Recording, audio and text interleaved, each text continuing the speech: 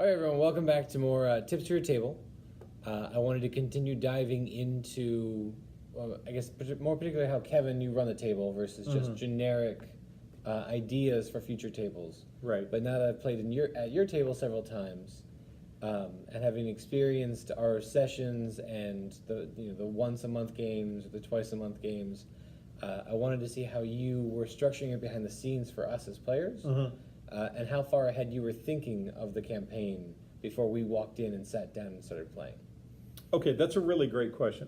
So when I started role-playing in 1980, it was all dungeon crawls, right? So they were standalone. You go into the dungeon, you kill all the things, you take all their stuff, and you get back out. And then later, big tech advance, we introduced villages where you could go and then go back there and go back to the dungeon and take some monsters and take their stuff, and then go back and get healed up, and then go get some more monsters, and that's slowly how it was growing. And I think all of us GMs were kind of playing around with that a little bit, and other things were appearing, and then we tried basing our campaigns on books or movies, and neither worked out well. They led to great short campaigns, but 3 sessions and we were done. We were moving on to the next thing. And I had to really wrestle, like, what was going on here? And all the way up until the mid-90s, I did not have a good answer. I knew how to run a really good mini campaign of about 6 sessions or fewer, usually fewer, and wrap that up. But how to do a big, long, extended campaign with a narrative that kept me and the players engaged, where people weren't saying, yeah, that was fun, let's go do something else. That took me a long time to wrap my head around. So here's what I eventually came up with. A book as a model for a campaign doesn't work because books have definitive beginnings, middles, and ends with sub-arcs inside that. But when they get to that ending, they tend to be very conclusively done. And movies even more so. Less happens in a movie, and then when you get to the end, it's done. Now we have a new style of movie. We have the cinematic universes like Marvel Cinematic Universe and other continuing settings and serialized movies, the way my parents grew up with serialized short films. But at the time, movies were almost entirely standalone. Even if you had a sequel, it had its own closed story arc. And that doesn't model what a campaign is very well, because a campaign follows the same characters around for a long time. But then I took a break from running games, and when I came back to running games just a few years ago, I realized that we had a new model. We had serialized television, where we get shows like Breaking Bad or Star Trek Next Gen, where we're going to follow the same cast through big story arcs, but we're also going to have small episodes that focus on individual characters. And so we're slowly going to reveal individual characters. We're going to see growth among individual characters. And very rarely is that contained even within a single episode. Now the 2-parter, the 3-parter, even that's not really a thing. It's the season-long arc. In fact, Buffy, that was one of the big draws for people to Buffy the Vampire Slayer when Joss Whedon was writing it, was that he tended to have season-long story arcs. Slower burn, less episodic. More character development. Yeah. And then you start seeing a spectrum, right? You've got things that are 50% plot driven, like Star Trek Next Gen, where about half of the episodes were, here's a thing the crew has to deal with, but we're going to make sure that these things focus on particular characters. There's going to be an A plot and a B plot, where these are the 2 characters who really things are going on about, but the rest of the plot is advancing. And then there were episodes that were just about character studies with a particular character. Now, those don't do great in RPGs because then the other players have to just sit around while one person is the star. You can do those as one-shots. You can do them as side adventures on the main campaign. But you can't really do those successfully with a full table of players because the other people at the table, they want to play too. But the idea that in a given session you set it up so that 1 or 2 characters are going to shine more, but then you make sure that you get through the rotation and everybody gets a chance to shine and nobody's left out of an adventure, then you start to hit the right pace for bringing that concept of serialized TV over to RPG, right? Over at the very plot-driven would be, say, the Bikers show. Sons of Anarchy. Thank you. Sons of Anarchy. We'll cut that out. We probably won't. I'll probably just leave it in so people can see how dumb I am. Sons of Anarchy, I found, had a little bit of character-driven, and it tried to suggest that it had a lot of character-driven, but really it was mostly plot-driven. There was a villain of the season, and all of the stories were going to hang around that villain, and we were going to check in on every character every episode. That looks a lot like an RPG.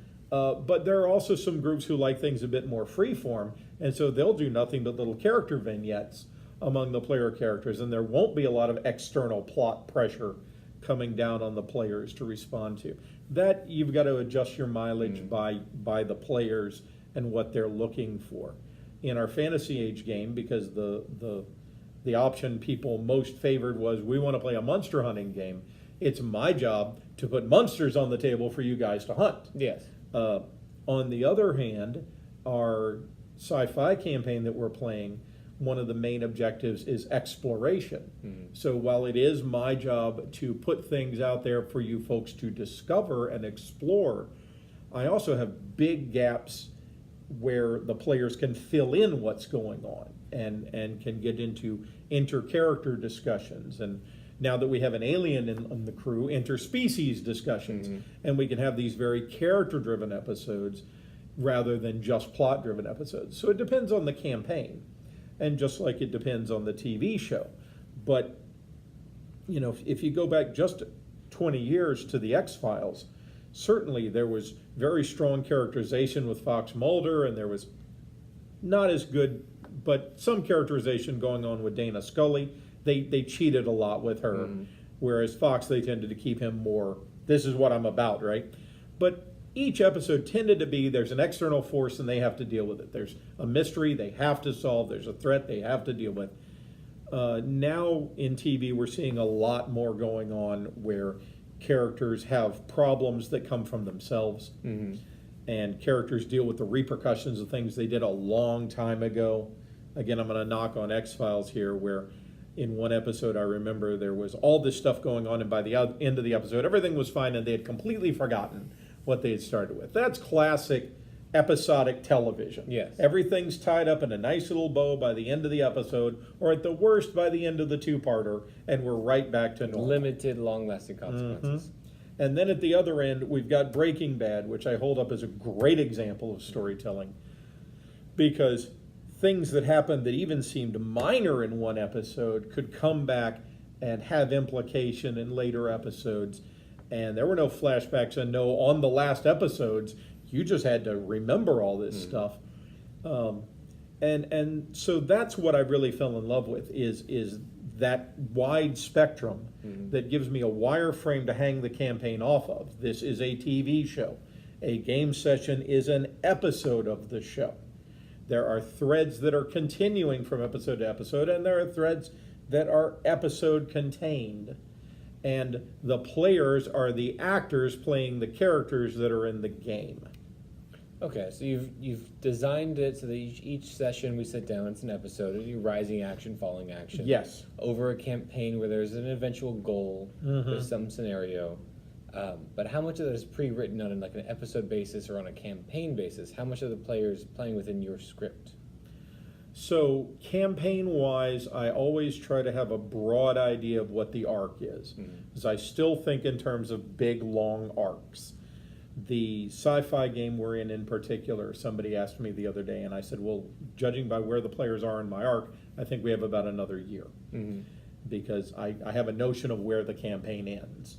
Now, I could be wrong, and it could be that you guys take it in a different place.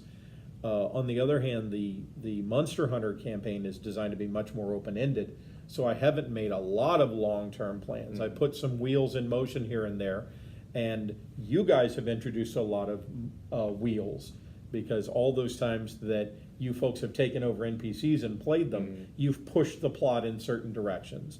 And what I try to do is I try to look at what direction players are pushing those story elements and what direction things seem to be going. And I try to see what's coming up on the horizon.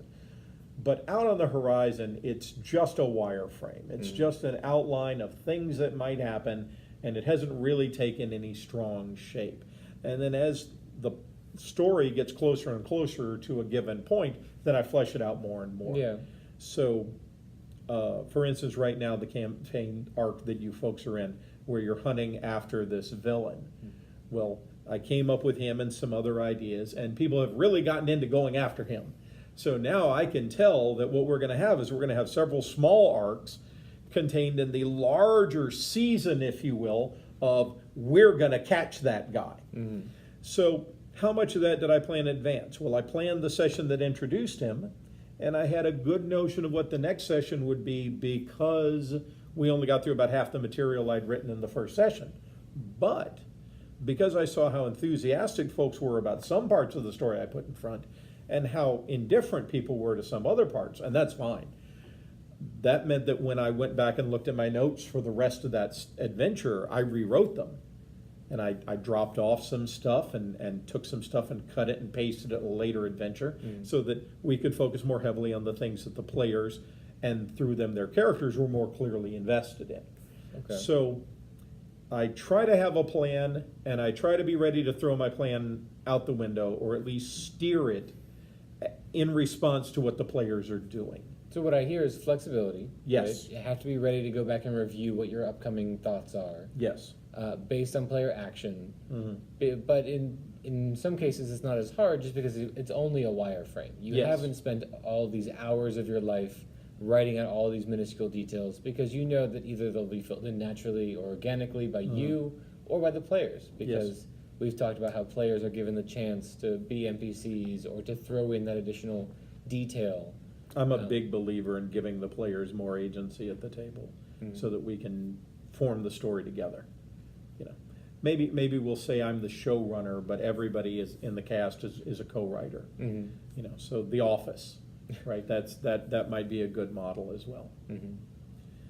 Definitely flexibility. For GMs who are nervous about flexibility, I would urge them to go look at some of the old school Renaissance projects that are coming out now, because one of the things that they're really pushing in OSR gaming is improv, not rigid, and flexibility. There's a campaign setting for Lamentations of the Flame Princess, and in that campaign setting, big chunks of the setting are introduced already in a very precarious position, where it's not going to take much push from the players to radically change that setting. So when the designer was interviewed about it, and when other people talk about it, they feel that that was made precarious on purpose to teach GMs that they can't just create their master villain and expect them to be the master villain for the whole campaign. They have to be prepared for the players to come up with weird ideas and to respond to them and have a flexible, growing world.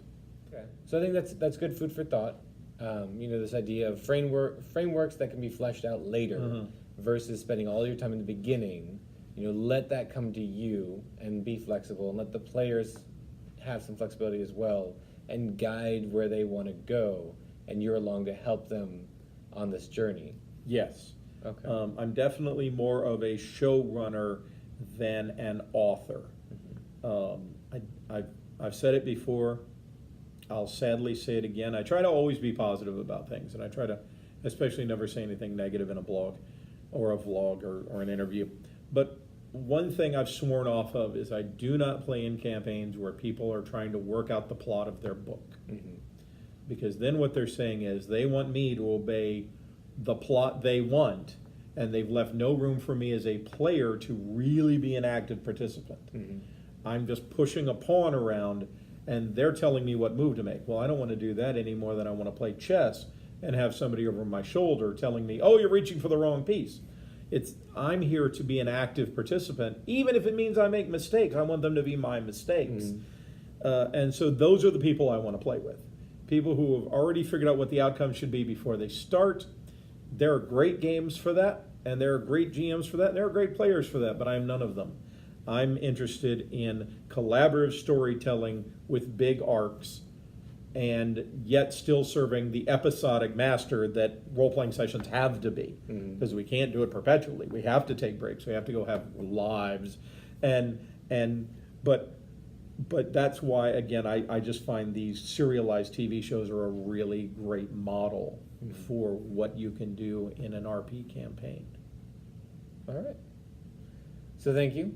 Thank you. That was fun. And I think we'll continue talking about players and GMs and how they interact in later episodes. But for now, thanks for tuning in, and I hope you enjoyed this tip for the table. Bye-bye, everybody.